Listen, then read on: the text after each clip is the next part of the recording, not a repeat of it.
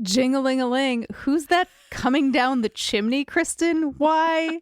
It's the Chairman Pro package from Manscaped. It's like the Rudolph of grooming, guiding the shaver to the smoothest, irritation-free shave of their life. You can head over to manscaped.com and join the over 11 million folks worldwide who trust Manscaped by using code BUFFERING for 20% off plus free shipping. Jenny and I both received the Chairman Pro package and texted each other independently to be like, this is the most beautiful thing I have ever opened. It is a gorgeous case, a gorgeous razor. It's just really, really beautifully put together. Gift your loved ones or yourself with the ultimate grooming experience by Manscaped and choose the Chairman Pro package for the holidays. It's a thoughtful and practical gift that folks will actually use and love. Get 20% off and free shipping with the code BUFFERING at manscaped.com. That's 20% off plus free shipping with the code BUFFERING at manscaped.com. Bingo Blitz rules.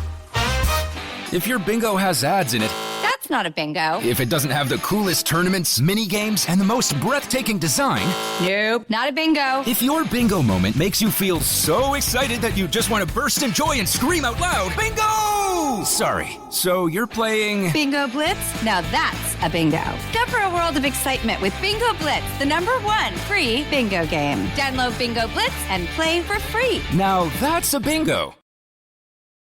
Oh, hello, everyone.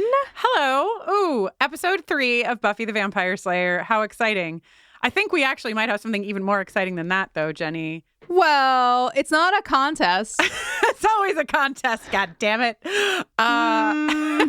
Agree to disagree, but hey, prom 2025 at Torrance High School, aka Sunnydale High, coming to you, coming to the world.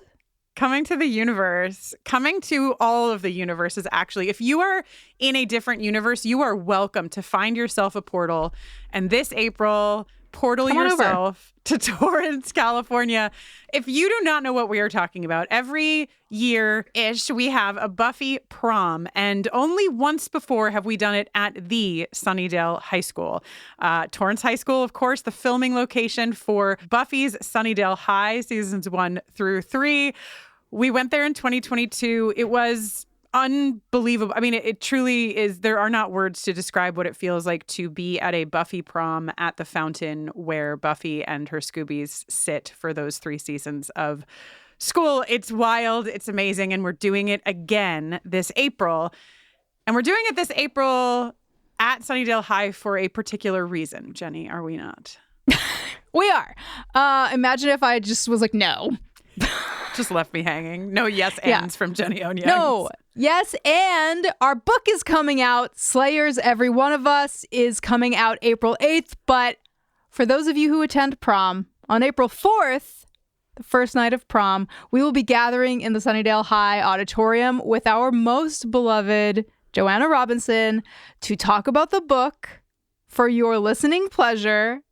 And what a thrill. Everybody who comes to prom will get a copy of the book before it is publicly available. Pretty cool. Signed by us, no less. Hopefully that won't muck up your experience. Hopefully us signing your book is something you would like. But yes, it's a 2-night affair. Friday night, April 4th, we'll be in the theater, like Jenny said, in conversation with the one and only Joanna Robinson. And Saturday night, we will reconvene in the courtyard to prom the night away. Tickets are on sale.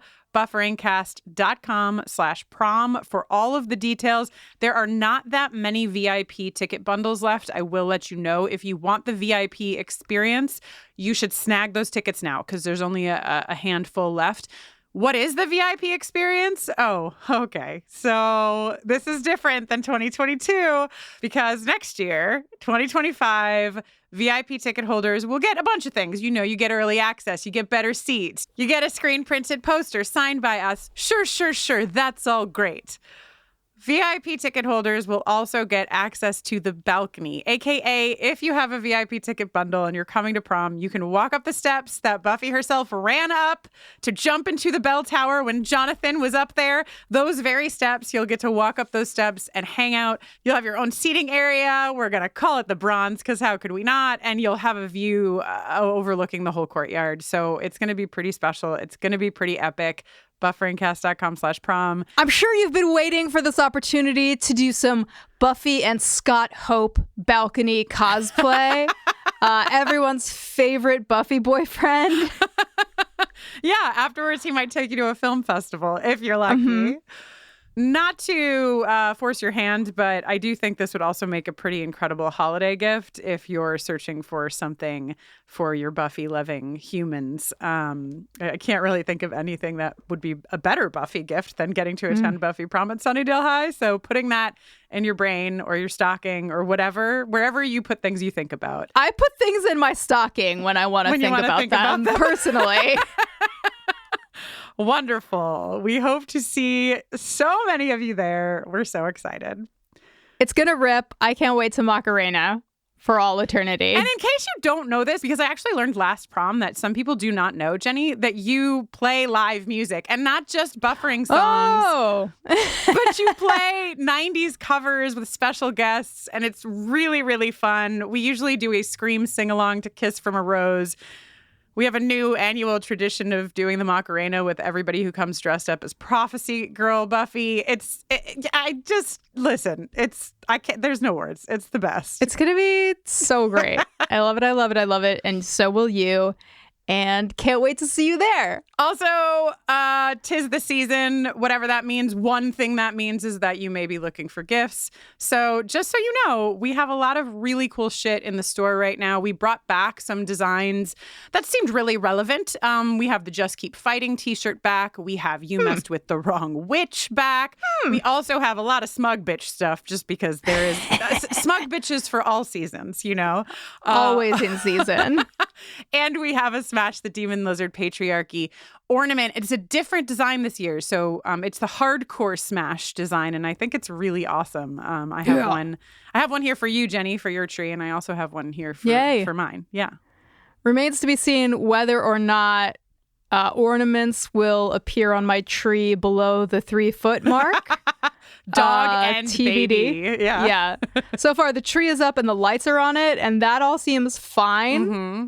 But no ornaments have been hung yet. TBD. I will let you know what's going to happen. That Avanti is in the city right now. And she went to the Union Square Holiday Fair and she got like 2 things. And one of them was for Aldrich. So no! It may or may not be Christmas tree ornament related. Yay! Anyway, bufferincast.com, just click on shop. And I think in the United States, you've got until like the 15th or the 16th. That's the shipping date cutoff. So get on over there, fill your carts. If you're a patron, don't forget you have access to the patron-only store where we have a lot of really cool stuff at cost. And I think that's all we need to say. I think, Jenny, do you have anything else? Is it? Is it? I think that's it. By the time we next pod at you, unfortunately, sadly, I will be 1 year older than Jenny again. So enjoy this. The last podcast episode you will ever get from us both at age 43. Order shall be restored at last. I told you, I'm trying out for the cheerleading squad. You have a sacred birthright, Buffy. You were chosen to destroy vampires, not to wave pom-poms at people. And as the Watcher, I forbid it. And you'll be stopping me how? By appealing to your common sense, if such a creature exists. I will still have time to fight the forces of evil, okay? I just want to have a life. I want to do something normal. Something safe.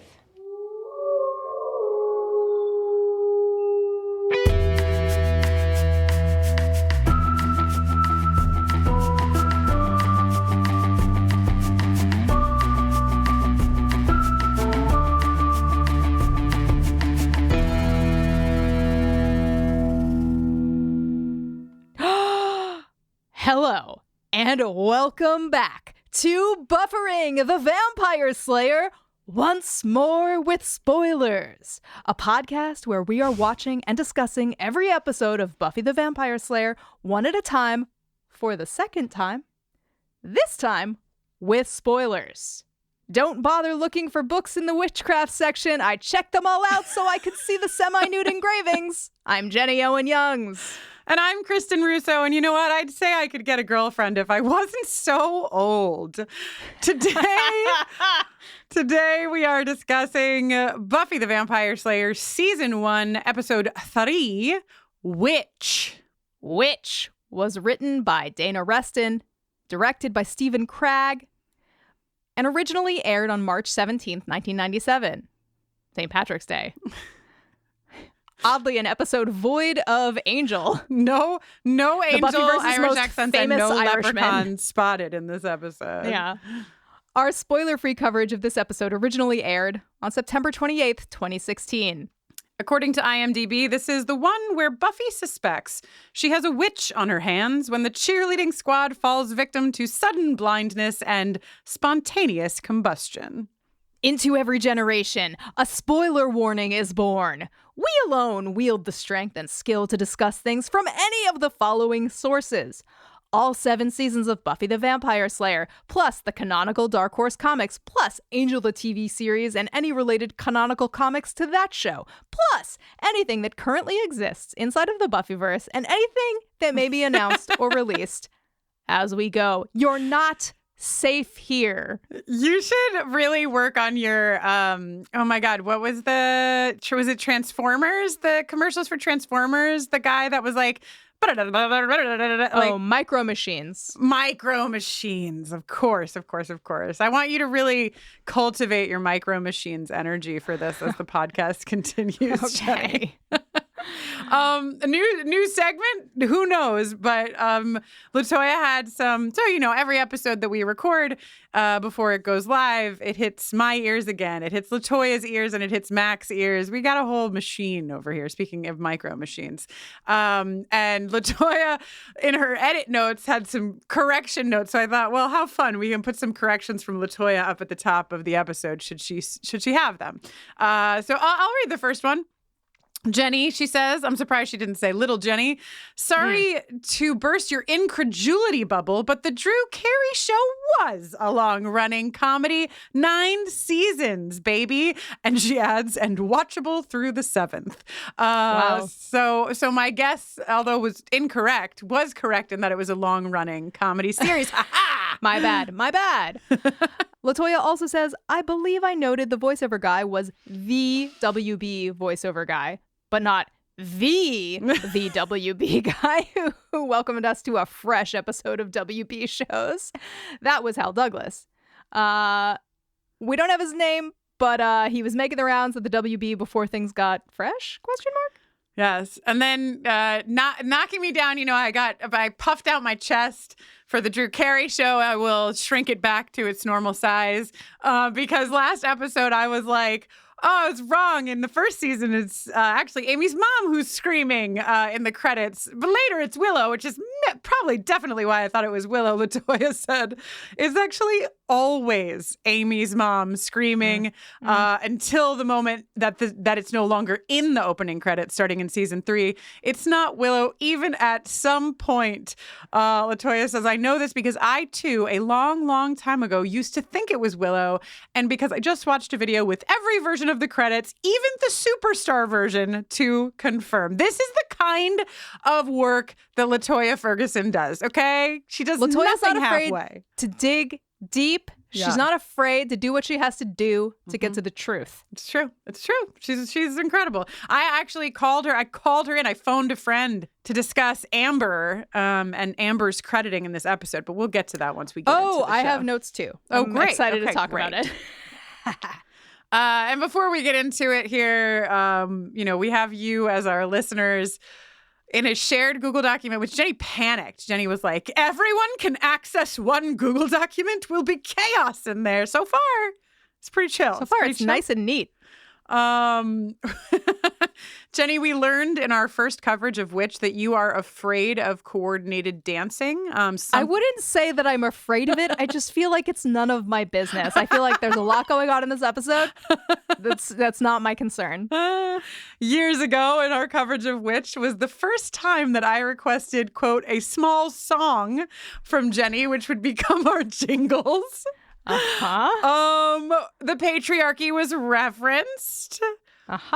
We're going to reference them again, but it's the first time we referenced Buffy's doily pillows. Yeah. And the request for my small song, it looks like, was for the green mug jingle. This listener who wrote in the document says, Jenny solicits help from listeners in tracking down the green mug. Little did she know how many green mugs they would both receive as gifts from listeners, both C and D handled versions. So this is your warning, your polite request. Please do. We do actually have cabinets full of green mugs from our first coverage of the series. And this is the most interesting thing to me, Jenny, is that we didn't actually decide to be spoiler free until somewhere along the way. So in our first coverage of Witch, we actually talk about Tara and Amber Benson. So who knows what's happening back there? Not us. You guys do. I wonder what we said about her, because I would consider saying that she exists. Not a spoiler. But yeah, that feels like right. Soft boiled, right? Yeah. Soft spoiled? Yeah. Okay. Enough looking back. Shall we look forward? We shall look forward. This episode fucking rocks. Those are my big thoughts. I love it. It's really fun.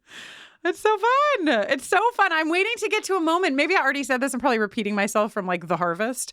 But I'm like, we talk about season 1, there's a lot of monster of the week and you got to get through it because you got to get to da-da-da. I'm like, these episodes are fucking absolutely killing. I'm loving all of them. And I know that next up is Teacher's Pet, which I'm going to love. So show me the problem with season 1. I'm waiting for it. There actually isn't one. The haters will say you have to grit your teeth to get through it. And by the haters, I mean me trying to convince haters. Right. You have to kind of if you don't know the series at all, you got to set them up. It's the 90s. It's, it's whatever. But I'm just this is so great. Fun. It's so fun. And you know what? Avanti, my wife, never seen it before, doesn't watch shows like this very often. She loves herself a cop show to survive. She's having a blast. So I think as a test audience, never before seen it, she's having a great time. And I know when she's not having a great time. I mean, if you zoom out a little bit, the Watchers Council is a little bit like the FBI. And Buffy is a little bit like Fox Mulder. Going against the grain. It's true. Doing things her own way. Working towards a shared goal of law and order in a supernatural realm on this show. Yep. And kind of in a supernatural realm on the X-Files. Yeah. I see the overlap. All right. Okay. I have a question. Can I start with a question? Please. Yes. In this podcast, you are allowed to ask questions. Are there cheerleaders in England? Does England have cheerleaders? This question feels so familiar to me. Right. Did I do this last time? I don't know. It's not in my notes. 8 years ago? But it just feels so familiar to me. But they don't, they must have some kind of something in England. Let us know. Are you from England? Dial 1-800. Have you ever seen a cheerleader? All right, we opened in the library. This is immediately, so we did a live event for Halloween this year, and we all competed against each other. And by we all, I mean me, Jenny Owen Youngs, and Joanna Robinson on stage for which was the best Halloween episode of Buffy the Vampire Slayer. And this opening reminded me so much of Joanna's main argument for Fear itself, which is this incredible, subverting expectations comedy. And it is just at its peak, level 150 in this opening scene with Giles losing his mind about what she's chosen to do and joining a cult, and then this reveal on her in her maroon and gold pom-poms up cheerleading outfit. We heard him say up top, you were chosen to slay vampires, not wave pom-poms. And I'm like, why can't she do both? LaToya had a note similar to that, Jenny. LaToya's production notes include Buffy the Pom-Pom Waver is a completely different show, isn't it? Probably not as much narrative drive as Buffy the Vampire Slayer, but I'm pretty sure Joss and Sarah Michelle Gellar could have made it work. This is the opening clip that we used for today's episode. Their exchange here where she's like, I'm trying out for the cheerleading squad. I told you this. And he's like, you have a secret birthright and very, very serious and don't wave your pom-poms at people. And it sort of like culminates in her saying, I'll still have time to fight the forces of evil. I just want to have a life. I want to do something normal, something safe. And I thought, well, that's a pretty good opening clip for a show that just has poor Buffy Summers again and again attempting to do anything that a normal teenage girl should do. And then, spontaneous combustion will foil her every time, or some version therein. Maybe it's having pom-poms waved in my general direction that makes me nervous. Please, at our next live event, can a few of you practice a choreographed routine, and then can a few of you bring pom-poms and we can test this A and B theory? Jenny's we're never doing a live event again. We're going to be checking at the door for prom admittance for anybody bringing pom-poms. No pom-poms allowed. Pom-poms and boom boxes will not be permitted in our theater spaces. How sobering was it for me when we cut to the Madison attic and see so many herbs hanging from the ceiling? Kristin, did you know that I have herbs hanging from my ceiling in my kitchen? I have an herb hanger. In your kitchen. I was like, in your basement? You freak. What are you doing? No. Yes. I guess my basement has more in common with the Madison attic than my kitchen does, except for in the category of herb hangers. I was like, am I sending the wrong message? No, I think all of us have a little bit of a witch in us, Jenny. It's just all about how we use our powers. Okay. I love this like green, goopy, bubbling cauldron. Like you'd think I'd be like, I love it so much. It is like one of my favorite choices in the whole episode. Just that they go so hard on this like green, goopy bubbles, I know that it's not an exact match for Baja Blast, but I was thinking a lot about Baja Blast and also about Lord of Misrule body wash from Lush Cosmetics. Okay, I was like, I've lost you now. Well, you're gone for me. Baja Blast, I know. Kristin, I don't lush as much as you lush, Jenny. And it's so green. I'm not a lush bitch, I'm just not. Well, it's hard for me to luxuriate in a shower or bath setting. I'm similar to Scully in that way, actually. Never making it to a bath around here. Always trying, never not. We also see, and I don't think you have any of these hanging in your kitchen, some Barbie-esque poppets hanging. You don't know what I have. You don't know what I have. I don't. And you've never been in my attic. My mouth hasn't sealed shut yet, so I just feel like that would be your first order of business. That would be my go-to, probably, yeah. We go to the gym. No, what I actually did was I wound a little fabric around just the soles of the feet so that they couldn't make footprints of my Kristin doll that went in the cauldron. When you looked back and saw only one set of footprints, it was because I had cast a spell on you and you had no feet. That's right. This is, I think, our first time in the Sunnydale gym. And the music, the 1996 music is bumping in here. It's 1996 in the universe. It's 1997 in the air date. But I just thought, because sometimes I say Buffy started in 1996. Not anymore, but I used to default there. And I'm like, maybe this is where that came from. Like that there's like a 96 presence in the beginning of the school. Okay, right. Because it's like it was shot in 96, started airing in 97. So ostensibly, even though it's 12 episodes, it's still spanning a full school year, 96 to 97, the way that future seasons will. Exactly. Oh my gosh, Kristin, there are cartwheels. There are round-offs. There are back handsprings. There are all of the girls I was afraid of at school. Were you really afraid? Oh, yes. Well, yeah, I was afraid of them, but also, entranced. Kristin. Yes. I have something for you. Okay, great. At about the 2-minute mark, Mm-hmm. when the Scoobies are kind of walking through the gym, a woman appears. She's stretching, and she is wearing a sleeveless top of a very slinky material. Okay. That is synthetic looking, in a really interesting sort of like light green, dark brown kind of snakeskin-ish pattern-ish. Okay. And I want to tell you that when I was in high school, I had a pair of pants made out of that exact material. Wow. And I took some screenshots that I'm texting you now for your live reaction. But what I really want is pictures of you in the pants. I don't know if those pictures exist, but if I can find them, I'll let you know. Oh, I know this fabric so well. So well. And you know what? I have to say that in a tank top form, incredibly different vibes than in pants form.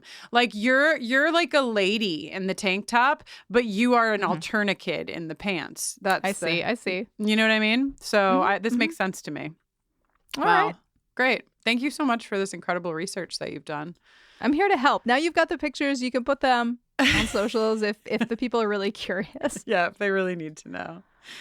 Kristin. Yeah. When was the last time you did a split across 2 chairs? This is real commitment because you know what? You can't get up from that. I don't care how fucking powerful or strong you are. You cannot get up from the way that this girl is stretching across 2 chairs without some help. Never. Yeah, what is the strategy? Maybe if you're really flexible, you bend forward, extend your hands and plant them on the ground, then erect your your legs. It would be sort of a windmilling of your... Like your legs come up torso. and then they kind of retract in and then they kick the chairs out and you put your feet on the ground. That is not what I was going to say, but I like that a lot, actually. Great. Let's do that one. I'm going to try that one now at 7.5 months pregnant and see how it goes for me. Oh, God. When my biggest adventure is trying to get out of bed in the morning. I'll try 2 chairs and a split. All right, so Xander has gotten Buffy a bracelet from, I'm sure we talked about Things Remembered in this Witch episode the first time. No doubt. There's no way I saw an engraved bracelet and didn't bring up Things Remembered. Yeah. It says this yours is just like the always? bracelet I got you for your birthday. It says good friend. Your good friend, comma, always. This is probably like I can't imagine that Xander had it engraved. Like I struggle with how he wound up here, but whatever. It's an important bracelet. Chekhov's Things Remembered bracelet. I think there were blank bracelets that you could get custom engraved, and then there were pre-engraved bracelets that said yours always. And he was like, I know where I'm going with this. We'll just do this. Dude, I want to highlight for you and our beautiful listeners that Latoya wrote in her notes, it's pathetic to get a yours always bracelet for someone who's not your girlfriend. It's some Johnny from the OC bullshit, which Kristin will one day understand, and which I can tell you Jenny currently understands. So Cordelia is wearing, when I think about early seasons Cordelia in this 2-piece and the tryouts is like one of my top like Cordelia images. She's ready to go. She's like, I am the mean girl of this show. I clearly am making the cheerleading team. Willow is still got her like fists up for Cordy, and I like it. She's not reverted back to meekness. She says she heard Amber actually turn down the Laker girls to be here at cheerleading practice to just make Cordelia a little bit more nervous. We love it. This is, of course, I think written in as a nod to the fact that Charisma was a Chargers cheerleader. For anybody who's just joining us now, I include that. Then we meet Amy, who Willow knows because they used to hang out in junior high. And she's like, I'm here to try out for cheerleading. And then she says, oh, how I hate this. Let me count the ways. Knowing what we know about the rest of the episode, this feels so weird. Yeah. This feels like Amy, not Catherine. Yeah, I actually, even though I've watched this episode like 40,000 times at this point, like at the end we get the it was months ago when Amy woke up in her mom's bed in her mom's body and was like, fuck. Yeah. But watching the episode, that isn't really clear. In this moment and in a couple of others, it almost seems like there's sometimes when Amy's mom is in her body and sometimes when she's not. So probably some changes of scripts happened along the way. I also love that she's like, I train with my mom. We train 3 hours in the morning and 3 at night. And my mom's really great. I love that Catherine is like out there planting seeds about like Catherine being awesome. Yeah. Catherine is both the great at being a cheerleader and also being a mom, and you will hear about it in all ways. Yeah. So Amber. Okay. So Amber is the girl who sets on fire. She's like inspires an Alicia Keys song from many years in the future. That girl is literally on fire. Mm-hmm. And I was like, oh, sorry, it's worth noting, too, that Cordelia is like, enough with the hyperbole, because she just is full on has her back to this girl's tryout. She's like, I'm not even going to dignify this by looking at it. Mm-hmm. I also love that Cordelia is a mean girl joining the cheerleading squad and knows what hyperbole means. You know? Love it. Solid choices all around. I had that quote in my notes as well. So Amber does this like insane routine before she bursts into flames, and I was like, who plays Amber? And there is no credited Amber. There's a head cheerleader and a cheerleader, but I'm going to stop because Jenny, you did research, so tell me what you found and then I'll tell you what I found and what I had LaToya find. What's incredible is that I didn't have to do research. All I had to do was remember an email that I received 2 years ago from a distant friend of the pod, Seth, who manages Friends of the Pod Jukebox the Ghost.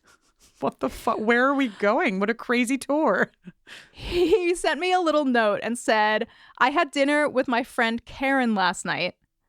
After bottle of wine number 3, Karen revealed that she was in Buffy the Vampire Slayer playing Amber Grove. What? Turns out she was never properly credited. What? They only credit the stunt double. And get this, in filming the episode, he writes, a smoke machine malfunctioned and she had to go to the hospital. It nearly lit her arm on fire. Oh my God, she almost actually combusted in the making of this fucking scene. Wow, this is incredible. I can't wait to report back to LaToya, because when you dig and when you don't have insider intel like you had, it looks like this actress named Jeanette Papineau is the person playing Amber because she's credited as cheerleader, and you're like, well, that must be Amber because why would another cheerleader get credit? And she's not. She's like one of the other cheerleaders in the group.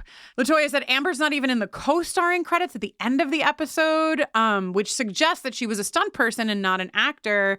And LaToya continued, this is kind of a twofold thing. It's clear to me that Amber is played by both an actual dancer, which like I'm wondering if Karen is like responsible for just the dialogue, or if she was a dancer that came in and played, like did the parts that weren't stunt related. But and then a stunt performer did the like, you know, close-ups on the hands, the fire shots and all of that stuff. And only the stunt coordinator at the time, Jeff Smolik, could answer. But guess what? We found another person who could answer, and it is the manager of Jukebox the Ghost. So incredible. Yeah, thank you so much, Seth, for writing that email to me 2 years ago. I filed it away deep in my mental filing cabinet, and eventually it became useful. So exciting. Its moment has arrived. Credit to you here in pod, Karen. Thank you for your work as Amber. We appreciate you. All right. Through the credits, back to the library. And this is, notably, Jenny, our first Monster of the Week episode, and they call it out in the library, right? It's like, so this isn't a vampire thing. We are, as the audience, being told, hey, we gave you lots of vampires in the 2-part premiere, but this show is not just about vampires. This is actually a show about all kinds of demons. It is. And from the moment spontaneous combustion enters the chat, Giles is positively giddy. Spontaneous human combustion is rare and scientifically unexplainable, but there have been cases for hundreds of years. Usually all that's left is a pile of ashes. That's all that would have been left if it hadn't been for Buffy. So we have no idea what caused this. That's a comfort. But that's the thrill of living on the Hellmouth. There's a veritable cornucopia of fiends and devils and ghouls to engage. Pardon me for finding the glass half full. He's so excited. He tells us that spontaneous human combustion is usually connected to rage or anger. He's seen the film starring a child, Drew Barrymore, called Firestarter, and probably that one episode of The X-Files starring Cecil. Usually when you get angry, you make your fires. We get everybody's kind of like personality in little beats, which I like. Like you just mentioned Giles, then Xander makes a Human Torch reference because Xander's going to be making comics references from here until the end of the series. Willow says she can hack to find out about Amber. And then Willow says, you are the Slayer, and we're the Slayerettes. Huzzah! Welcome to the chat, Slayerettes. Can I ask you a question? Oh, yeah. I just was thinking about this, and I love a Monster of the Week episode. Fun times. Great. Can't wait for them all. But doesn't it seem like Buffy has enough to do as a vampire slayer if her only focus was vampires? Like, doesn't it seem like someone else should be assigned to various other kinds of demons? It just feels like a lot to ask for her to deal with everything always. I mean, the Watchers Council does not seem overly concerned with whether they're asking too much. That's true. Well, under my rule, Vampire Slayers, I would only make you focus on vampires unless you had free time and felt like dabbling in witches or other demons. Over at the Summers house, guess what? If you didn't know, Joyce works at a gallery, and there's a, quote, tribal art, end quote, display going up. Sure. Tribal art. Sure. It's a vast field. No need to get any more specific than that. No need for detail. Joyce is crowbarring the hell out of this crate. For some reason, all the crates she has to unpack are at her house instead of at the gallery, which I assume she's then going to have to transport them. And I don't even know if her vehicle could accommodate more than one of these crates at a time. Yeah. I wonder if when she gets retconned for Dawn memories, because it's like the room that she had all of her gallery shit in is like Dawn's room. So I wonder if once Dawn memories are placed in her brain, she thinks that all those things were delivered to the galleries. Yeah, the monks were like looking back through the Joyce feed and they were like, this doesn't make any fucking sense. She's getting it delivered to her house, but it's for the gallery. Change the shipping address on those crates. So Buffy opens one of the crates while Joyce isn't paying attention. And with basically a finger. Yeah, it's really great. And the arc of the episode kind of is like here where Buffy feels like her mom isn't paying enough attention to her. And, her mom doesn't care as much about her as Amy's mom. And then by the end of the episode, Buffy is like so thankful that her mom is not like obsessed with being 16 years old and actually has like some interests in things outside of her and her life. Yeah. Yeah. They have, I don't know how long this will go on for, but, Joyce is still really focused on whether Buffy's going to stay out of trouble or not. And so she thinks cheerleading will be the answer to keeping Buffy out of trouble. I have a note about this fertility statue that, like, Joyce is like, oh, can't show that to my 16-year-old daughter. How quickly do you think I'm Googling fertility statue? I just feel like, not to stereotype an art gallery mom, but if you're an art gallery mom, you're probably absolutely showing the fertility statues to your kids. Like you're in an art space. You're not like, oh no, don't show her that. Jenny's face right now, because she's like not listening to me, which is normal. I am listening. Looking at fertility statues, which is less normal. Well, they pair nicely with the semi-nude engravings. Joyce isn't like other gallery moms, Kristin. It's true. She's breaking the mold. Okay. In spite of the recent incident of spontaneous combustion, cheerleading tryouts must go on.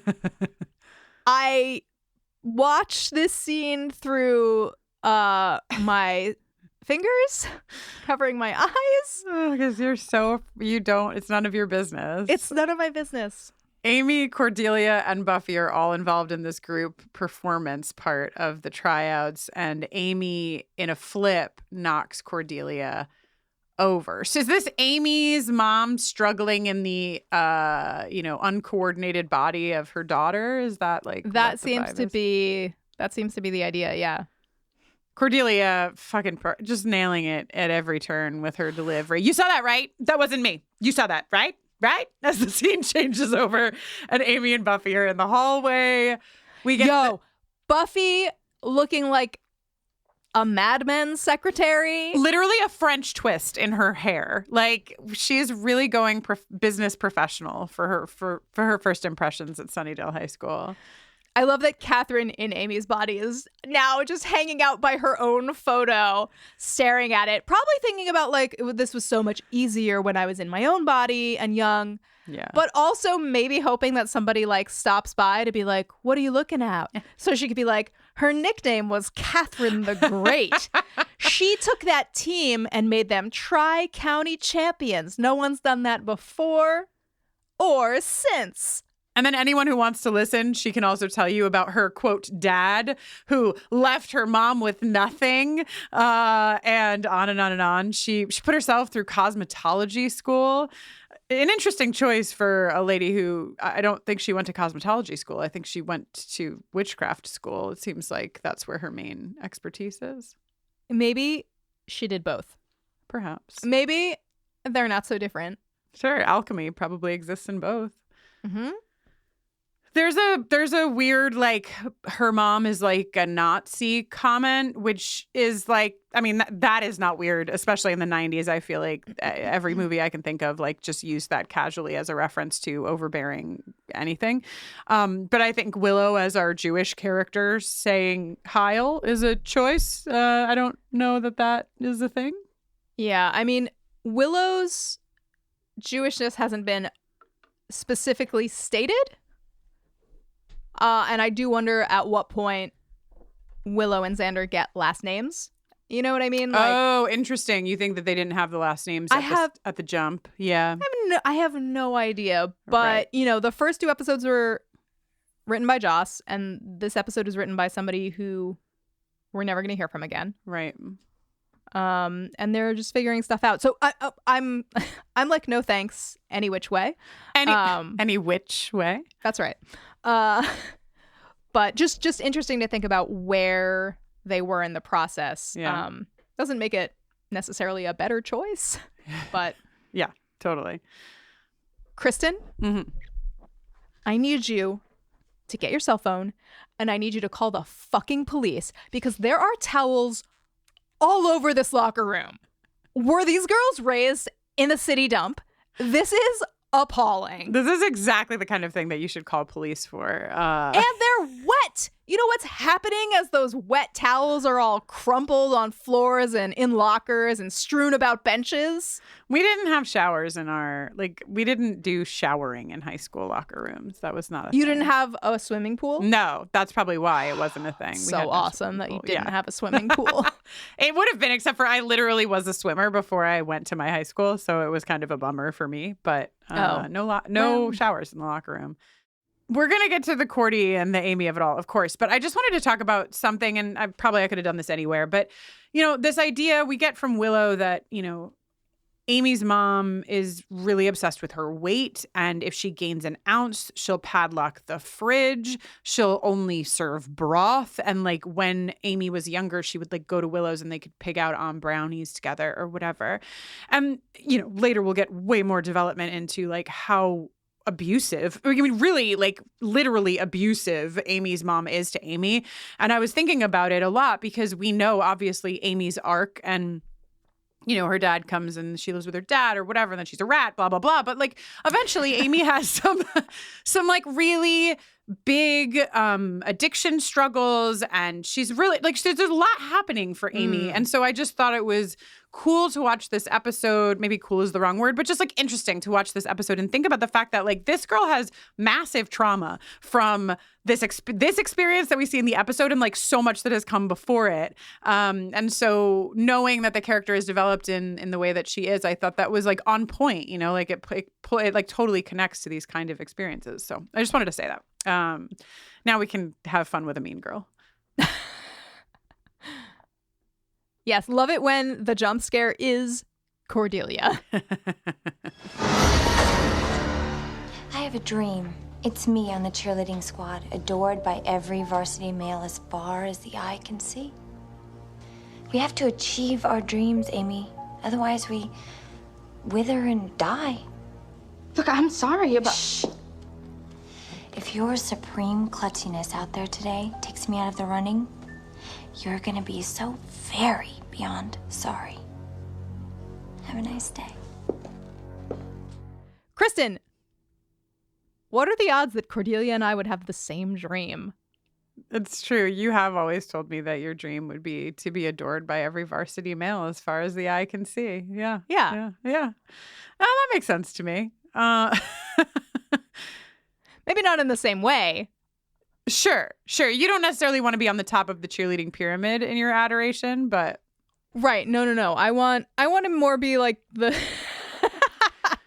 the Labrador Retriever that goes to all the games. Oh, you know how sometimes at baseball fields there's a bat dog instead of a bat boy?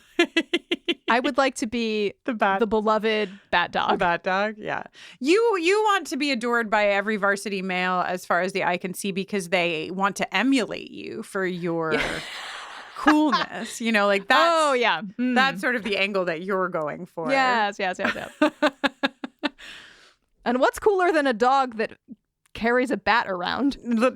Actually nothing. Oh my God. Okay, so if you probably know by now, but we're about to host Buffy PROM this coming April in the middle of the Torrance High School courtyard. We've done it once before. It does not happen very often because, you know, it's a whole thing to make happen, but it is so cool. And in 2022, we were all there together. And in 2025, we're going to be there again. None of us who were there in 2022 can watch this television show without just like squealing out loud to whoever will listen. Like, there it is. I was there. I was right there. I was in that hallway. I was in that courtyard. And here we are in the courtyard by the fountain, Jenny. There's just no fountain like this fountain. No. You know what I mean? No. I mean, you know, some would say that the Friends opening credits fountain may vie for most famous fountain, but there's no fountain with... I don't know, layers like this fountain, you know, a groundedness, a certain je ne sais pas, if you will. Wait, is it je ne sais pas? I don't know. I think it's je ne sais quoi. I just like to try things out on you to see. Oh, I'm so excited because I actually have something French for later. Wow. Je ne sais pas means I don't know. It has a certain I don't know about it. I think that's what I meant to say. That's great. What is je ne sais quoi? A quality that cannot be described or named okay, easily. No, yeah, that's definitely, yeah. Okay, so Xander and Willow are chatting. There's a really, I think that this is very fun that in this episode we get both Xander telling Willow that she's like one of the guys and Buffy telling Xander that he's just like one of the girls, and everyone is upset about these analogies, these comparisons. And nobody's telling Buffy that she's just like one of the vampires. Oh, but you know, Xander wants to ask Buffy on a date and he can't do it because he's nervous. The cheerleading list goes up. Cordelia is in. Buffy is first alternate. Amy is third alternate.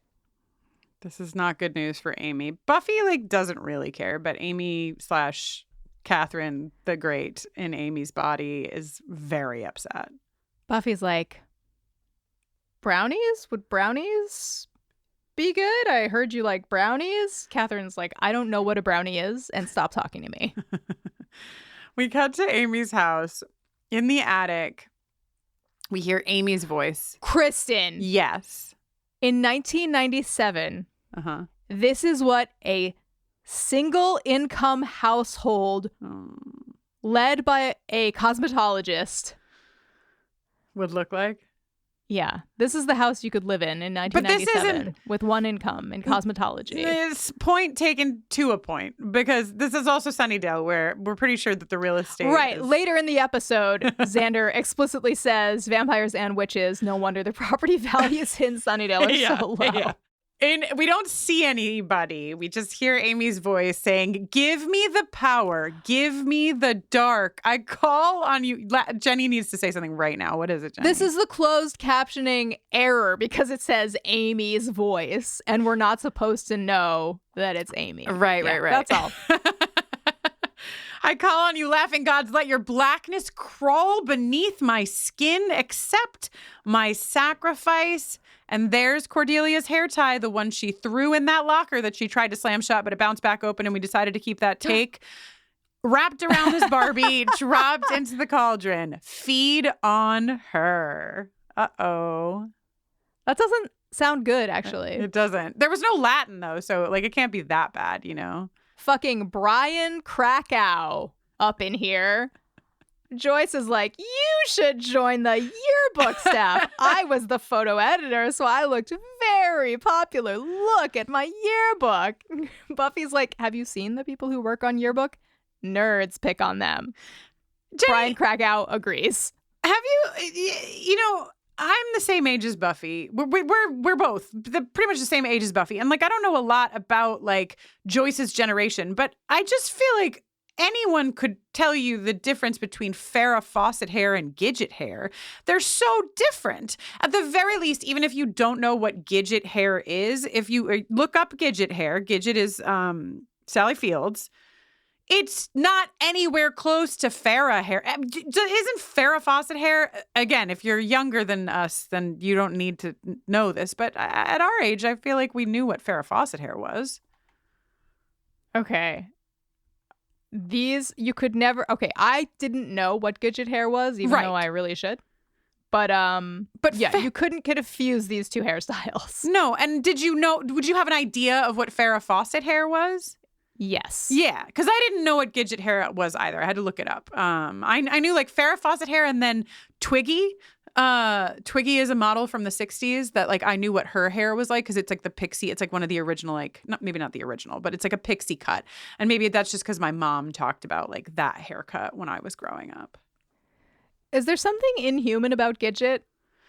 I have no idea what Gidget's deal is. In my mind, Gidget is the flying nun, and I don't know what makes them different from each other.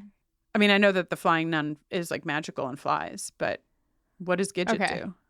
I don't know. It's unclear. And there are just like a couple of images. Okay, this is like perhaps AI. There's an AI horror show going on. Okay. Never mind. Okay. Carry on. Gidget, in my mind, if she's not the flying nun, Gidget is just like that crazy girl next door. Gidget. It's like Mary Tyler Moore, but young. Okay, so Gidget, in case either A, you don't know, or B, you do and you're ready to murder us because we have just talked about how we don't know what Gidget was for 14 minutes. It's an American sitcom television series. It ran from 65 to 66.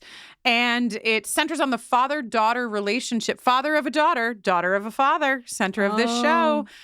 Between Frances Gidget Lawrence and her widowed father.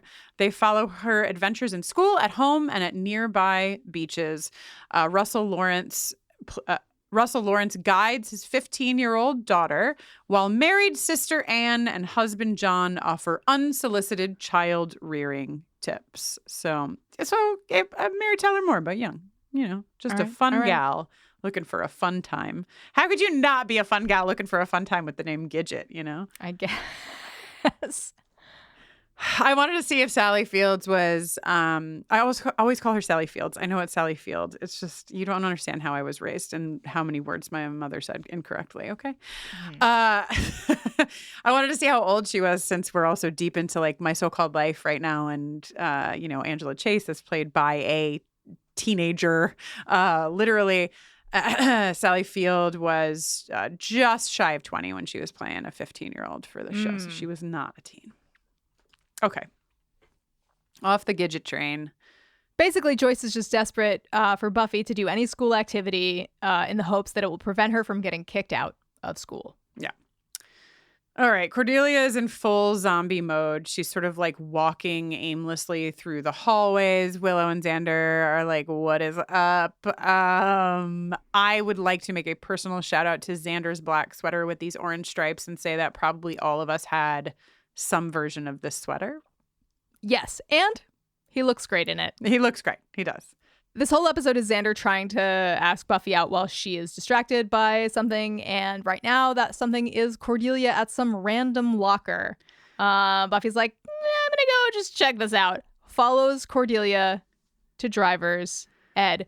Why, if you couldn't see, why would you get behind the wheel of a car? This reminded me a lot of my like driving nightmares.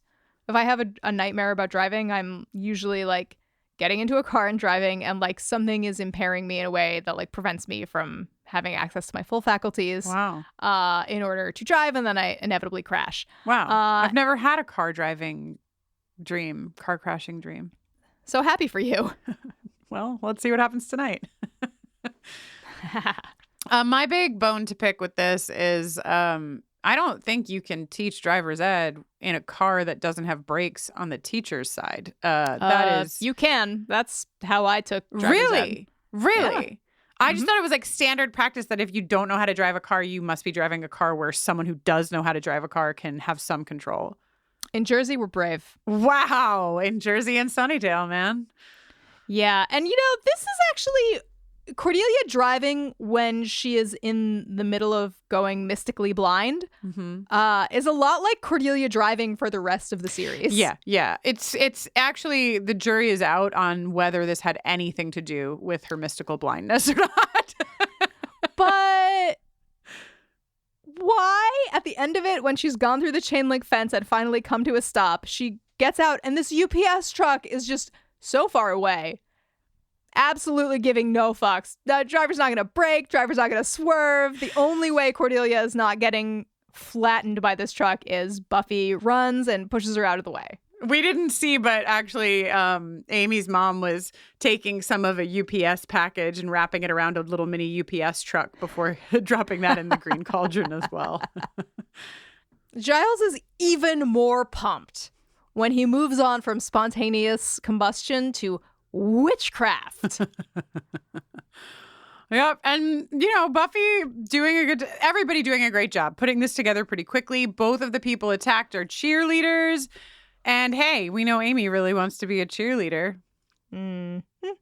There's also, obviously we've already talked about like Buffy being a show that is high school is hell. And what if it really was?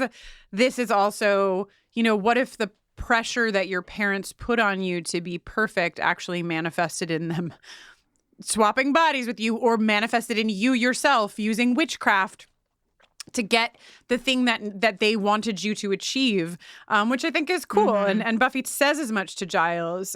He's like, someone is doing all of this just to become a Giles hates cheerleaders. Maybe like me, they make him uncomfortable, and he doesn't know why. He's having a hard time articulating. He feels like they should just be none of his business.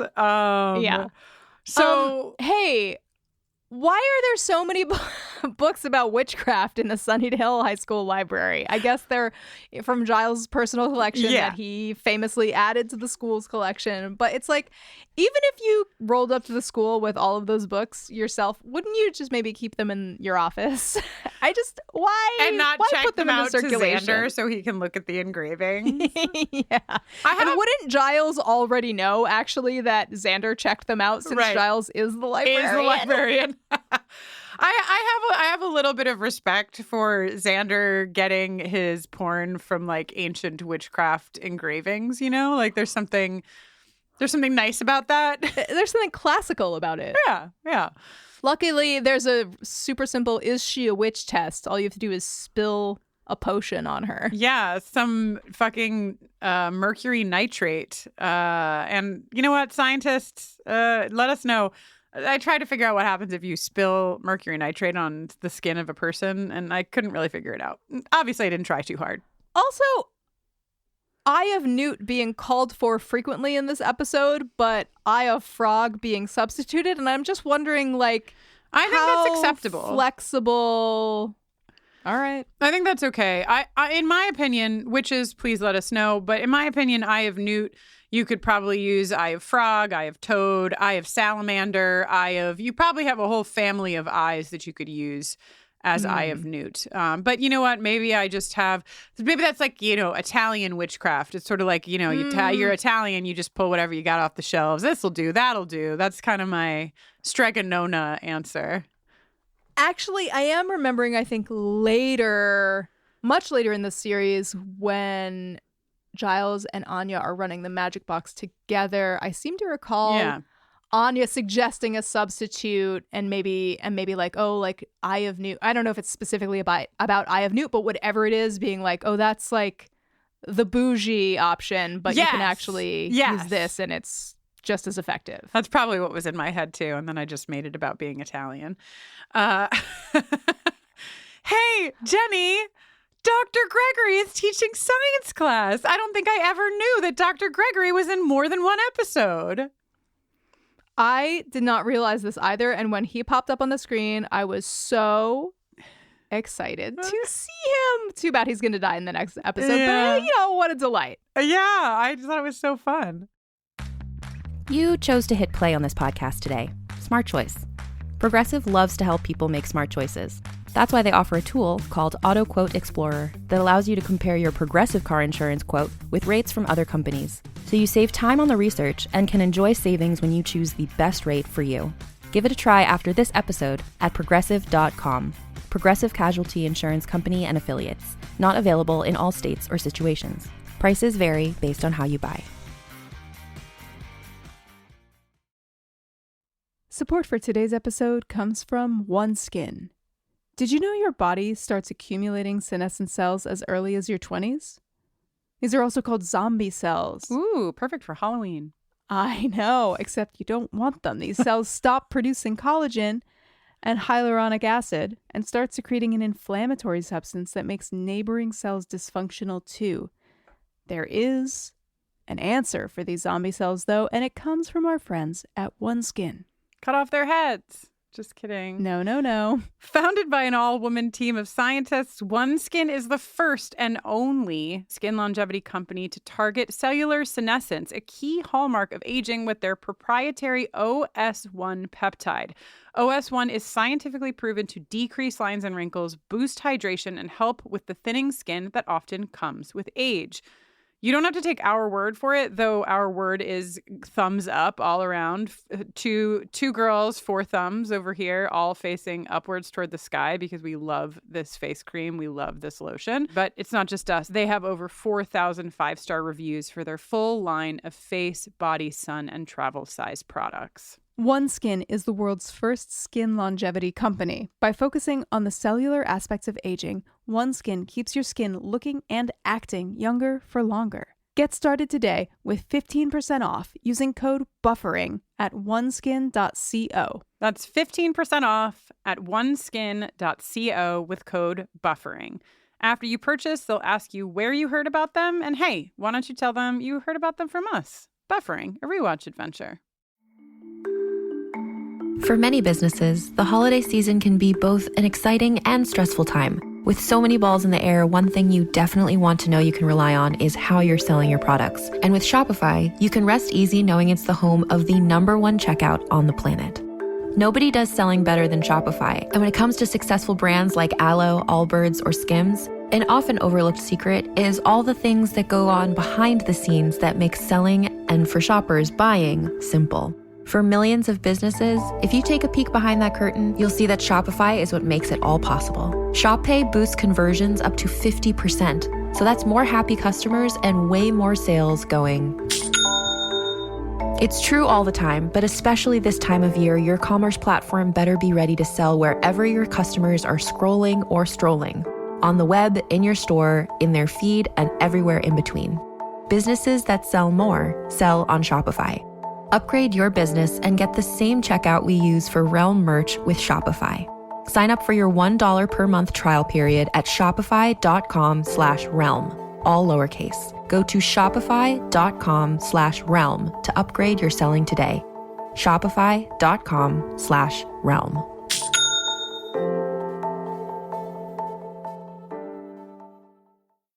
Okay, so science class. So listen, this one's more with spoilers, and for the most part, that'll be really fun and intriguing and interesting and whatever. And sometimes it'll just be me being like, what if this is foreshadowing? And it's ridiculous. And this is one of those moments. Xander can't grab the eye from the newt. I write, maybe he knows he will one day have the eye taken from him. Wow. Yeah. If I think it, I say it. It is my way. Okay. We also see, not for the last time by a long shot, some really unsmooth detective work by Buffy. But she makes up what she lacks in detective skills, she makes up for with her troll pen, which I think delights most of us who are kids of the 90s.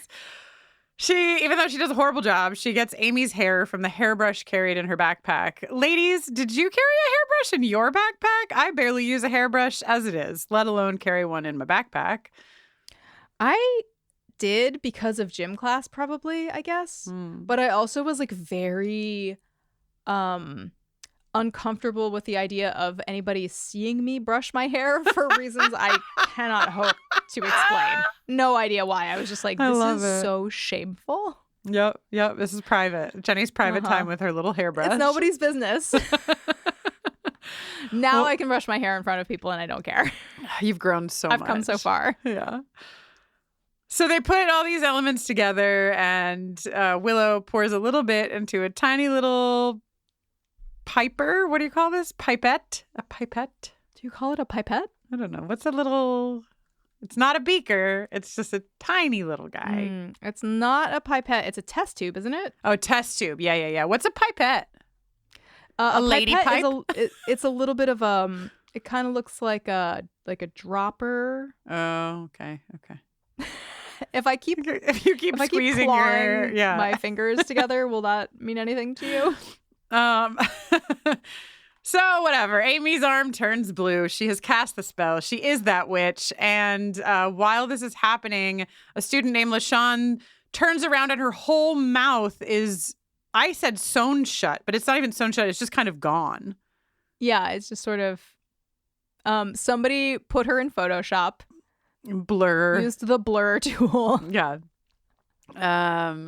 Clearly, I mean, it's a bummer that you can't lead Cheers with no mouth. It's a proven fact. It's true. And, if Amy had just gotten first alternate, then a lot of this wouldn't be necessary. It's a bummer that she had to get she has to go through so many girls before she can get on the squad. So much work. Oh, God. So they go out and they say Amy looked confused about LaShawn. Again, one of these beats where it's like, but why? Because she's just supposed to be Catherine. So yeah, also very weird. A little confusing. They decide they're going to talk to her mother. Also, Buffy says, she's our Sabrina, which feels notable for 90s references. Just because Sabrina the Teenage Witch, Now Sabrina the Teenage Witch has all kinds of 2000s context, but back here we only had one version of Sabrina the Teenage Witch, and it was Clarissa Explains It All as Sabrina the Teenage Witch. Yes. Okay. Okay. Over at the Madison house, mothers and daughters, Daughters and mothers. It's complicated. Catherine is in full bully mode, and Amy is in full sweatpants. And Catherine, in Amy's body, has Buffy's bracelet. Ah! Oh, God. She also makes Amy in Catherine's body do her history report for her. She's the shittiest mom. Yeah, it's not good. Oh, my next note. Dreaming on a doily pillow. We've arrived. You saw the bedspread. It was simply a harbinger of things to come.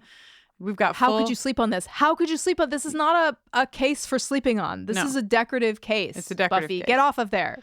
Although I will say that, like, as a teenager, decorative anything meant nothing to me. Like, if you're tired as a teen, you kind of just sleep wherever you are. Yeah, that's true. Okay. Buffy has, been hexed or cursed or witchified, whatever you'd like to call it. And Sarah Michelle Gellar, come on, man. She's just so great. She's just so fucking great. She's basically, like we learn later, she's basically just like really, really, really drunk until she crashes. Like that's the spell. And she's so drunk that when she crashes, she will die. But this like whole scene of her bopping down to the kitchen, taking 2 glasses of fresh squeezed orange juice from Joyce and just like downing them, singing Macho Man, which LaToya writes. So Sarah Michelle Gellar definitely had never heard the song Macho Man before she had to sing it, right? I think she heard it once because she's not like completely removed. Right. You know, she's not like in another galaxy. She's not. You recognize She's just it. not nailing it. It sounds like to me somebody who has heard the song one time and was like, yeah, sure. She heard it before their lunch break and then filmed the scene after the lunch break. Yeah. Love that Joyce squeezes fresh orange juice. That never happened in my house. Maybe it's a California thing. Maybe. Oranges everywhere. And Buffy's like, Mom, you just don't get it. And believe me, you don't want it. And now she goes to cheer practice. I'm still screaming. Give Sarah Michelle Gellar her Emmy. Her sneakers are the only one that aren't shell tops, which I love because it makes all of the like hijinks very clear when you're just seeing their feet that she's stomping on everybody else's shell tops. Yeah. I am once again not looking. This is limited the amount of detail I can glean from this scene. Well, I'll tell you that there's a lot of rolling of shoulders, Kristin. You know? I empathize with you, but I don't feel the same level of discomfort. I'm just like, just some cheerleaders doing their thing. I know. So how do you watch the movie Bring It On? It's different. I think the most embarrassing thing in Bring It On is when they come up with their own routine at the very end and they incorporate like elements of mime and modern dance. That's tough to watch. Also, as much as I love her, Eliza Dushku coming out and doing her little I'm showing off my cheerleading uniform for the first time dance for her girlfriend Torrance and the 2 boy cheerleaders. Not for me. You're uncomfortable. Like it's like simultaneously for me and not for me at all. Maybe you're uncomfortable when you see somebody doing something that you hope no one ever sees you yourself do. And so the cheers and Bring It On maybe are like cool enough where you're like, yeah, that could fly. But like anything where you think you could potentially be embarrassed, you're embarrassed on behalf of someone else. Okay, this is an interesting theory that we can continue to explore as the series goes on. Buffy throws a girl across the room because of course she has super strength but is also wasted, so she has no idea what the fuck she's doing. She says, "Did I do that?" Which made me immediately look up Family Matters to see what the timeline was. And I did not realize it ran for as long as it ran. It ran from 89 to 97. Did you know that? Whoa, no. So long. I know, listen, we talk a lot in this podcast and we've really, you know, if you like it, great. And if you don't, I'm sorry. But I just want to tell you that when I looked up Family Matters, I also learned that there is an animated movie called Urkel Saves Santa, the movie. And it came out in 2023. It's like very recent. What? Yeah. And the only reason I bring it up is because... the original title of the movie was Did I Do That to the Holidays? A Steve Urkel story. And Avanti and I laughed for like 3 hours about Did I Do That to the Holidays? So. All right. Xander and Willow come drag Buffy out of the gym. Amy is on the team and Xander says, "A wise choice indeed," as they go away with Buffy, which really got a good laugh out of me. Drunk Buffy is like, "Xander's just one of the girls."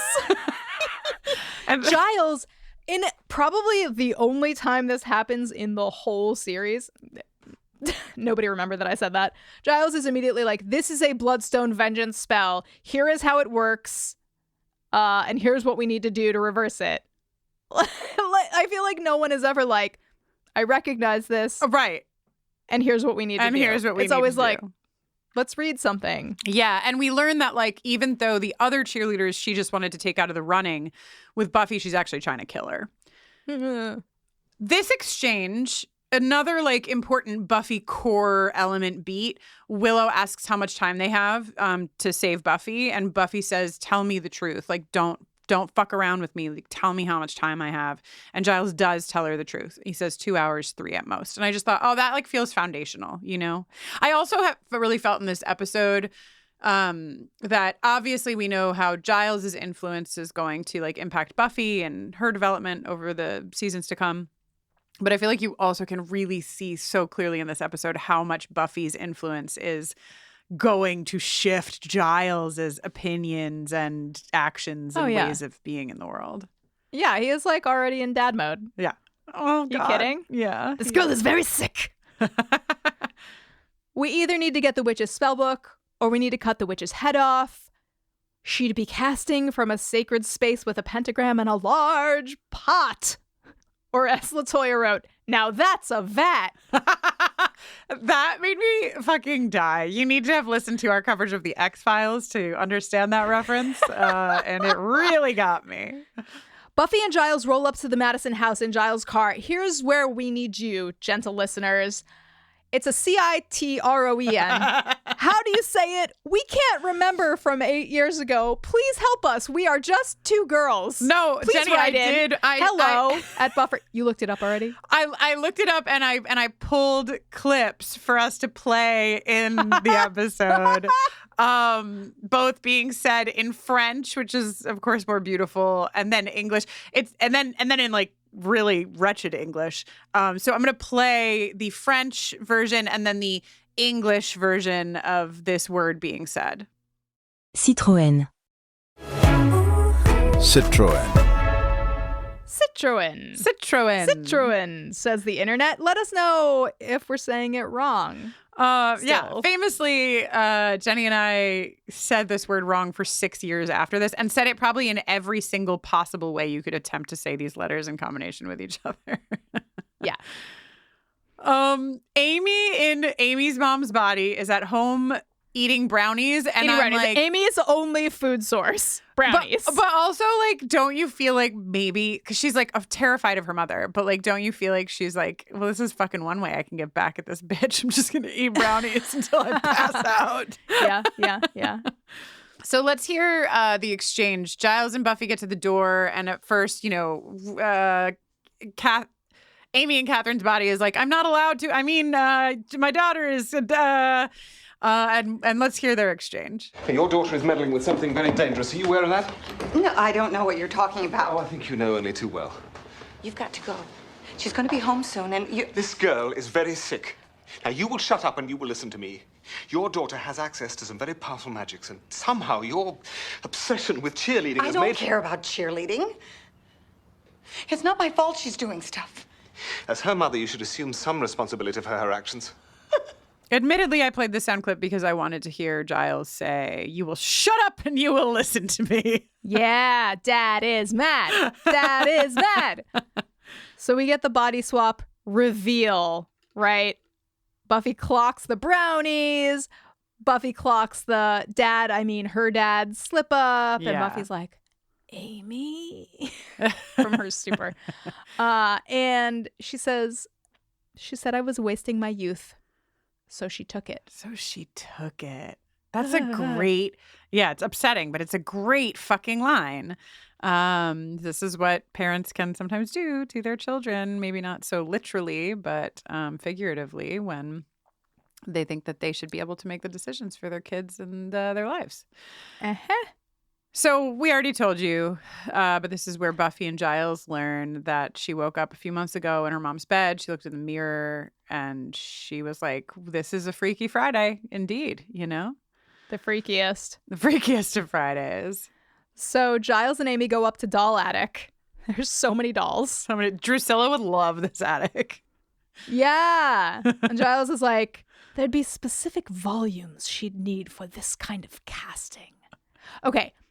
I think because they had to shoot this cat at a different time than when the actors were there, the cut is so weird. It's like, are we supposed to think that the cat is jumping out of the chest he's opening? Are we supposed to think that the cat is jumping at him? Like, there's a little continuity question mark with what's up with the cat. Which is probably why we see very few cats in this television show as a whole, you know? Yeah. Because it really is like herding cats, I would imagine. Oh, yeah. So Giles finds the book. He's like, this is the one. They go back downstairs. Just a little shout out to this like very brief exchange between Giles and Buffy. Did you find? We found. And then off they go. Back to school. The cheerleaders are fucking. Oh, no. Oh, Jenny, no. cover your eyes. They are going. Try to focus on the basketball players. Not a problem. I cry because in the science lab, Giles takes off his jacket and puts it under Buffy's head. I know. Is this where we play Giles? There's so many places where we could play Giles' jingle. I don't know where to put it. But why don't we do it here? Because it's very tender. It's very tender. Giles, hot dad. When you were younger, you were real bad. But now you're older, you've got glasses that help you watch over us. Thank you, Giles. Then immediately I go from sobbing to, in all caps, writing, Giles is doing magic. Giles is talking Latin. Let's fucking go. So excited. Happening. He's starting to cast, and then the sort of like the boundary between Catherine and Amy starts to get a little wibbly wobbly. Yeah. And oh boy, this is so exciting. While Catherine in Amy's body is standing on top of some other cheerleaders. Incredible timing. She gets the wibbly wobblies and falls down. And Kristin, I wanted to be able to talk about this articulately, so I did a little research. Even though I knew it would probably end in me seeing more cheerleaders cheerleading, I did research. I'm proud of you. And if you are a cheerleader in our listenership, please first know that I respect you and your craft. And secondly, please feel free to write in with corrections to hello@bufferingcast.com if I'm messing this up. But this is called a prep stunt. There are 3 cheerleaders with their feet on the ground. Mm-hmm. The 1 and 2 on either side of the person who goes up are called the bases, and the person in the back is called the back spot. Okay. And then the person on top, in this case, Catherine and Amy's body, is called the flyer. Okay. That makes sense. A prep stunt with 2 bases, a back spot, and a flyer. You're welcome. Thank you so much. I also would like to give my respect to cheerleaders. Incredible athleticism all around. Insane shit happening all the time. I just recently watched an episode of 911 where a boy cheerleader, he like gets hit. Thank you for specifying. He gets hit by one of the football players and slammed into this bench. And his the way that he gets injured makes it so that the front of his body is facing forward, and then at his waist it's facing backwards. So when he's laying on the floor, his face is looking up, but his butt is facing up too. I can't get it out of my head. What? Is that a new episode of 911? Yeah. It's newer. It's from this current, I think season 8 is where we're in. I'm going to phone a friend on that one to see the legitimacy. Yeah, phone your friend who works on 911 and ask questions about the cheerleader who's literally twisted in half. Anyway, respect to cheerleaders for their incredible efforts. And we go to the hallway. Catherine and Amy's body is storming out because she's seen what's happening and she will not have it. She's fallen off her flyer spot onto the floor, tumbled everybody down to the ground. And Willow and Xander catch her in the hallway. Oh my gosh, thinking on their feet. I can help you with your witch stuff. I know this really good cauldron. Do you actually ride a broom? Amy, whatever, Catherine, whatever, the witch uses magic to like gag Xander in like where he stands, and then just fucking right hooks Willow in the face, which I love. Yeah. I mean, I don't love that Willow gets punched, but I love that she uses both magic and practical fighting skills to get out of this. Now, Giles is still spell casting, and while podcasting is not a visual medium, it is an audio medium, and the thing is that he also sounds great. So let's listen. Let's. Corsheth and Galeo, the gate is closed. Receive the dark. Release the unworthy. Take of mine energy and be sated. If you insist. I will. Here's Kathy. Oh my God, she's got a fucking axe. She's going right for Buffy. Giles screams release in the exact same kind of energy space as season 1 of The X-Files. Ruby! It's like right up there, you know, same kind of scream. And it works. Thank God. Which is great. But Catherine, back in her own body, tackles Buffy, moves a lab table with her mind and without, notably, a girlfriend, and then calls the axe to her hand, also with her mind. Wow. This is, I felt like it was like important to talk about this actress. This actress is Robin Riker, who plays Catherine, and she's amazing. I mean, she's barely in the episode, but like, the moment she has on screen, I was just like, who is this lady? And she's everywhere. She's had recurring roles on Reba, on Hung, on Boston Legal. She's guest starred on a ton of shit. And she also notably has done like insane stuff on stage. She was in All My Sons with Neil Patrick Harris. She's just been in a lot, and she's from an acting family. Like, she just has a lot of theater in her bones, and I think it is very, very clear just by the few lines that we get from her that she's a badass.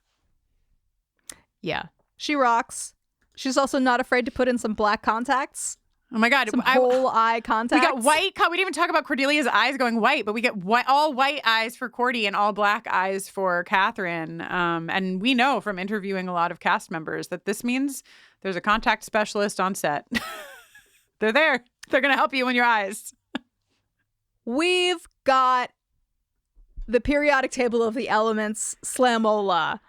We've got I shall look upon my enemy in the dark place will have her soul. We've got kicking down the mirror to reflect the spell back at Catherine. We've got Giles' first instance of getting knocked unconscious. Count it. Hashtag concussion watch. Yep. And then Giles is like, yes, this was, of course, my first ever casting. That will in no way be retconned. I've never done magic before. Well, is it like, I was like, is this like a thing that they're going to subtract when they learn Giles' story? Or is the vibe like Giles is really hoping that no one ever learns of his Ripper roots? Oh, yeah. You know, yeah. I don't know which pick your poison. Xander, after everything has happened, Amy's mom is vanquished. Amy is back in her body. Everything's okay. Xander comes charging in and grabs Amy, only to learn that, of course, this was not actually the witch. After all, Willow runs in with a baseball bat. And I'm like, oh my gosh, just like me, the bat dog. Yes. But damn, Willow ran. She found a fucking bat in like the locker room and fucking charged in here. She didn't know what she was going to do with it, but she had it. So you got to respect it. Well, Sunnydale is safe for another day. Back at the Summers house, Buffy is throwing out her destroyed alarm clock that she decimated while she was under the influence of the Bloodstone Vengeance spell. And Joyce is like, I don't get it. I can't get it because you're 16 and there's a biological imperative whereby I can't understand you because I'm not 16. Buffy's like, ever wish you were 16 again? And Joyce is like, fuck no. Kristin, do you ever wish you were 43 again? Oh, wait, this episode goes up next week before you're... I am 43, you son of a bitch. Yeah, well, not for much longer. I immediately was like, ooh, and we intercut a scene of Band Candy right here, getting Joyce when she was 16. Yeah, you could see why she'd never want to go back. Exactly. And, you know, this is the moment I was talking about up at the top, where it's like Buffy realizes that actually her mom loves her very dearly and has some space for her to be her own person, which is probably more valuable than 3-hour cheerleading lessons in the morning and the evenings, or body swaps for that matter. You know, when my mom was a teen, she practiced baton twirling 3 hours in the morning and 3 hours at night. Wow. I mean, that's how you get to national champion status. Did she ever suggest that perhaps you might want to twirl a baton? She showed me like the very, very, very, very basics one time because I asked. Yeah. And then I was like, not for you. This is not for me. But also by the time, you know, I existed, I think baton twirling had gone significantly to the wayside. Yeah. Although I had batons as a kid. And like my biggest trick with my baton was like you could like spin it in a way where it looked like you were doing something cool, but really you were just holding the whole baton. Like it was never leaving your fist. But then I remember practicing trying to get it to twirl like through all 4 fingers, I guess. Yeah. But yeah, it was no longer a time when you could probably achieve national championship for baton twirling when we were teens. Yeah. This is a great episode to actually post the photo of your mom in her baton twirling. Oh yeah, let's regalia. do it. Let's do that. Yeah. Okay. Amy, no longer possessed by her mother, immediately starts dressing pants and a tie-dye t-shirt with a peace sign on it. Yeah. I literally wrote like she immediately starts dressing like Kristin Russo. She was like, fuck yeah. This is exactly the outfit I would wear to high school. Exactly. And her dad is like obsessed with spending time with her, and she's like, yay, brownies. Order is restored. Cordelia is cheerleader again. Everything is right with the world. Yeah. I wonder where Catherine is. Oh, wait, she's in a trophy. Okay, so just to be clear, when you say a dark place for souls, you mean a cheerleading trophy in the trophy display at the high school. This like eyeball back and forth thing is very Tales from the Crypt. Oh my God, it's so good. And you know, we have, let's see, was it prom 2022 is coming up a lot. Was prom 2022 when we got our trophies? Or was it the finale when we got our trophies? I can't remember. But somewhere it was before that. Somewhere in the last couple of years, towards the end of our run through Buffy, we were gifted this literally like this trophy, and in place of Amy's mom's eyes, there's just 2 googly eyes put on the trophy, and mine says natural talent, and what does yours say? Hunkologist? Probably. Yeah. And it is one of my favorite possessions of all time. And Avanti was so excited when she realized that this was why there's googly eyes on my cheerleading statue. But it's great. So something I never realized until this viewing is that Amy's mom had the intention of putting somebody in this trophy. Did she know this is where the dark place is for souls? Yeah, maybe or is not. it like, or is it the kind of spell? It's like, you know how a boggart in Harry Potter appears to you as the thing you fear the most? Oh, yes. So it's like a custom tailored dark place for souls. And if it was Amy, she would have been like trapped in a sealed tin of brownies.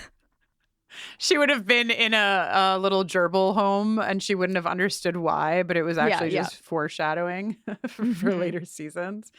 But you know, I mean, Catherine's kind of fucked that she's stuck in this trophy, but she's at least right next to the picture of Catherine the Great. So anytime honestly, this feels like a win for her. Yeah. Forever in her glory. She can't gain a pound as a trophy, you know? She'll love that. All right. Well, there's only one thing left to do, I think. Kristin, I need you to tell me what Dawn was doing. Hit it, me. Was she at the mall? Was she at ballet? Was Was she drawn on a trapper keeper all day? Was she nursing a crush on a boy from PE? Was she writing it all down in her diary? What was Dawn doing? What was Dawn doing? What was Dawn doing? What was Dawn doing? Okay. I'm gonna read these beautiful stories that Kristin with an I, not me, writes into us. But a couple other little things before we get to that. Colleen says at some point Buffy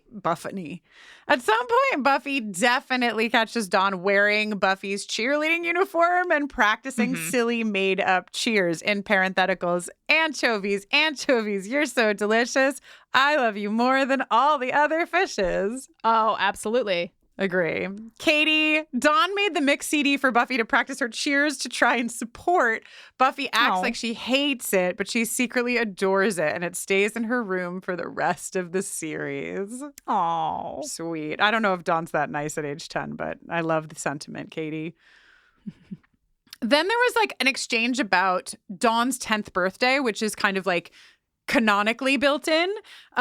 So Mad About It says in season 5, Dawn tells Riley a story about Joyce renting out the whole carousel for her birthday right after they move, but she didn't have any friends yet. Presumably this would fall somewhere in season 1. I posit that immediately after casting the witch into the trophy, the entire Scooby gang went down to ride the carousel for Buffy's little sister's birthday. Oh. More research reveals it was only Joyce, Buffy, and Dawn at the carousel. No Scoobies were in attendance.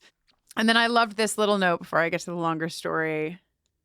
I can see this being a sweet moment, the carousel at the end of which Buffy is grateful that Joyce is nothing like Amy's mom, and then she and Joyce both ride the carousel to do something nice for Dawn together.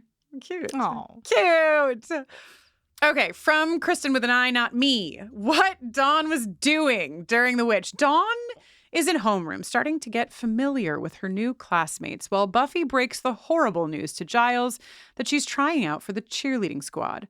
When Joyce picks her up at the end of the day, Dawn tries to tell her about the rumor at her school that a girl caught on fire during cheerleading tryouts at Sunnydale High. Joyce is preoccupied about inventory for the gallery and distractedly responds with a platitude. Joyce's disinterest upsets Dawn, especially since it's so close to her birthday. She runs up to her room and shuts the door before Buffy gets home from school, so we don't see her when Buffy talks to Joyce in the kitchen. The next morning, Dawn sits in Buffy's room asking questions about the girl who spontaneously combusted. Frustrated by her older sister's lack of information, she runs to the bathroom to affix butterfly clips to her hair before school, while Buffy goes downstairs and talks to Joyce about the yearbook escapades. The following morning, when Buffy wakes up spell-drunk, she dances her way into Dawn's room before going downstairs. It's Dawn's 10th birthday that very day, and Buffy is acting uncharacteristically silly. Buffy puts chopsticks in Dawn's mouth and chases her around the room, yelling, "I am the Slayer, I'm going to get you," before dancing her way out of the room singing Macho Man. Nice. Dawn goes to school. No one knows it's her birthday. She's too shy to tell anyone. Oh. With Joyce engrossed in the inventory for the gallery and Buffy too busy being a cheerleader, Dawn is sad and feeling forgotten about on her birthday. She has all but resigned herself to her room for the night when Joyce breaks the news that she has rented out the entire carousel. Joyce, Buffy, and Dawn ride the carousel for the whole hour, making sure they get their money's worth, while Joyce tells Dawn all about why she should join the yearbook staff. I love it. Brava. Brava. Thank you, Kristin. We appreciate your efforts so much in What Was Dawn Doing. It's a delightful if you're a patron of ours, I cannot recommend. We have threads for the episodes in the first season, so you can be specific, but the main channel itself is so fucking funny. People were talking about what aim away message Dawn would have on her computer and later see. It's just a delight. So enjoy it if you are over there in that space. Well, I think that does it for us for this episode. Wouldn't you agree? I would agree, Jenny. It's just that I've forgotten who you are. Let me tell you all about it. I'm Jenny Owen Youngs.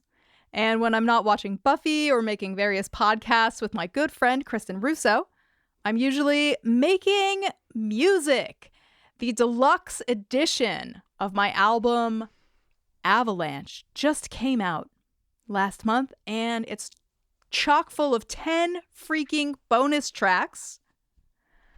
And I'm really proud of it, and I love it so much, and it has a little place in my heart that it's so important to me. And I hope that you will listen to it if you haven't checked it out yet.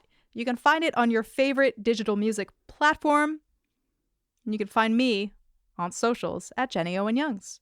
Did you consider the title Too Avalanche, Too Furious? That was definitely in the pile.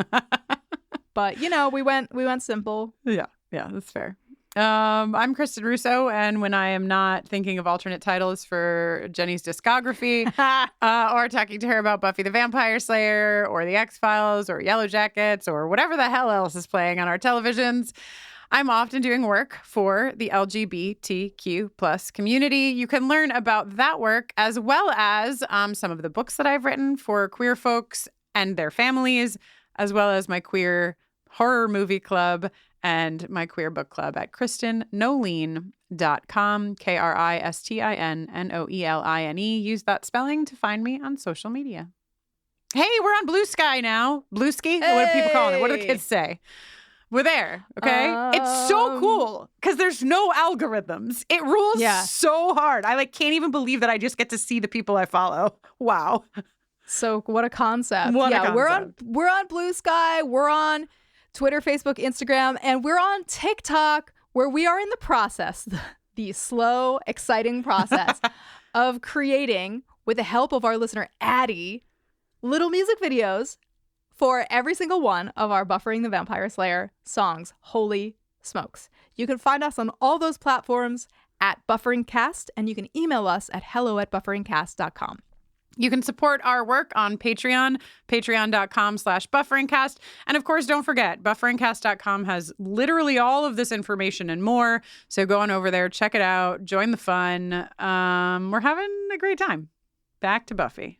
This episode was produced by Kristin Russo, Jenny Owen Youngs, and LaToya Ferguson, with support from our consultant, Mackenzie McDade. It was edited by Kristin Russo. Until next time. Woo!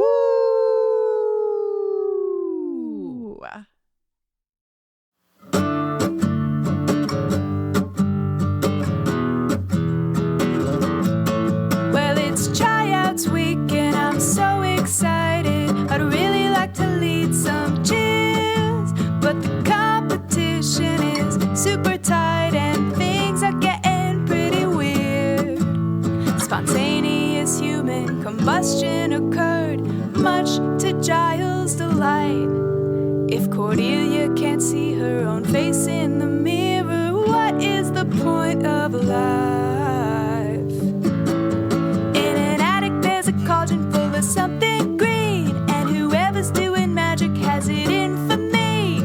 Yeah, everybody knows that Amy's mom is a total better watch out for that witch. Watch out for that witch. Better watch out for that witch. Watch out for that witch. Now I'm hella hexed and I'm feeling wasted. Soon I could be feeling dead. Sometimes the only way forward's getting thrown into the periodic table of the elements. I'll kick down a mirror reflecting her own spell right back in her witch face. But she will remain forever and always trapped in a trophy case. And I really can't get that mad at her, 'cause I also wanna be a cheerleader. But everybody knows it's rude to perform a body switch. You gotta watch out for that witch. Watch out for that witch. Watch out for that witch. Watch out for that witch. What are my favorite things about this song? Okay. Introduction of nylon string guitar. I got so many words and phrases into this song that I could never have predicted I would be putting into music, like spontaneous human combustion, like now I'm hella hexed. Like the periodic table of the elements. That's got to be the top one of all time. That's my the shuffling, the Rubik's Cubian maneuvering, the syllable counting, the reverse engineering to find a line to lead up to that, and to get the rhyme to sit. Man, I loved writing the song. We're really off to the races. You know, Welcome to the Hellmouth and the Harvest are two halves of one whole. This is like, oh wow, it's really happening. Yeah. Jenny still at this point in the original run, I also want to say that we were like, oh, so we'll do an episode a week. And we did an episode a week. I think we might have done an episode a week for the first 2 seasons. And, you know, the first season was like, okay, great, because we did 12. And, you know, it was hard, but it was 12. And then somewhere in the run of season 2 was when it was like, I don't think that Jenny can craft an entire song every week for 144 weeks in a row. And that is why we shifted our air schedule at that time to every other week. I mean, I just had a lot of other responsibilities too. It's a lot. You know? It's a lot. Plus, you were really cranking out jingles. So, you know, once we get on the jingle train here, it's like, oh yeah, there was like a jingle time train where is about to blaze out of the station. Yeah, exactly. Amazing. Thank you for this gift of Witch. It was a real joy. And I know that I'm sure that we had, I wish we could remember. I wish that we were filming ourselves back then writing songs so that like we could figure out how you reverse engineered some of those phrases in. Well, some secrets will remain forever 8 years behind us. Unknowable. But I'm happy to have a reason to be thinking about the song again because it's really fun. You know, at some point after the airing of this episode, we'll put up the music video that Addie made that's set to this song. It's a real delight. So if you're on TikTok or Instagram, it'll be in both of those places. It's a real joy. So go check it out. Hell yeah.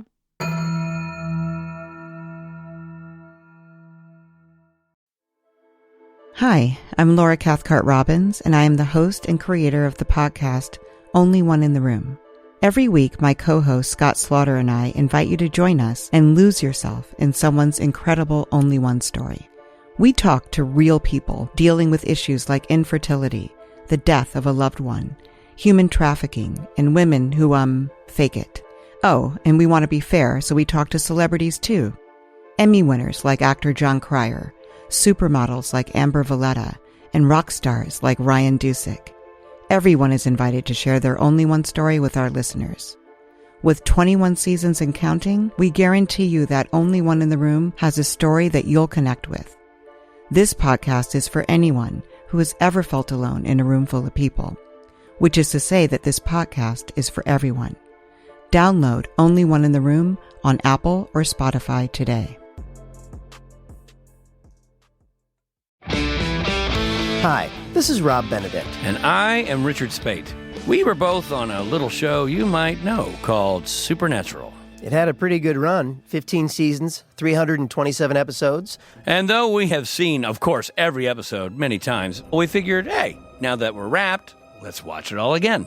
And we can't do that alone, so we're inviting the cast and crew that made the show along for the ride. We've got writers, producers, composers, directors, and we'll of course have some actors on as well, including some certain guys that played some certain pretty iconic brothers. It was kind of a little bit of a left field choice in the best way possible. The note from Kripke was, he's great, we love him, but we're looking for like a really intelligent Duchovny type.